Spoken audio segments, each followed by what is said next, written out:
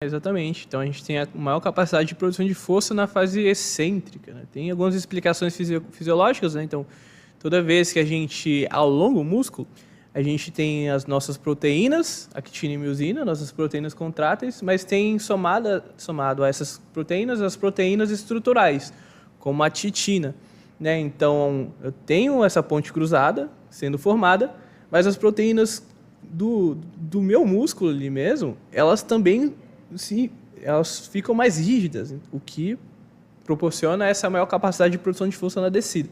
Do porquê a fase excêntrica é tão superior em relação à transferência, em relação às outras, é que quando você treina a fase excêntrica, você aumenta a ativação muscular, ou seja, você consegue aumentar a quantidade de fibras musculares, de unidades motoras recrutadas em todas as fases.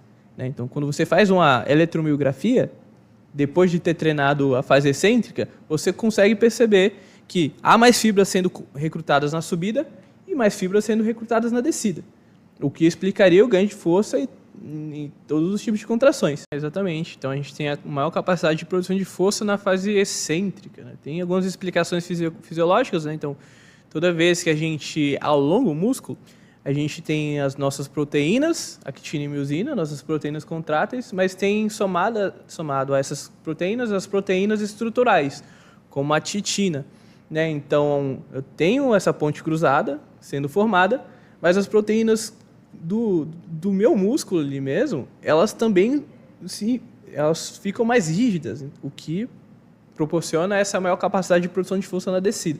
Do porquê a fase excêntrica é tão superior em relação à transferência, em relação às outras, é que quando você treina a fase excêntrica, você aumenta a ativação muscular, ou seja, você consegue aumentar a quantidade de fibras musculares, de unidades motoras recrutadas em todas as fases, né? Então, quando você faz uma eletromiografia, depois de ter treinado a fase excêntrica, você consegue perceber que há mais fibras sendo recrutadas na subida e mais fibras sendo recrutadas na descida, o que explicaria o ganho de força em todos os tipos de contrações.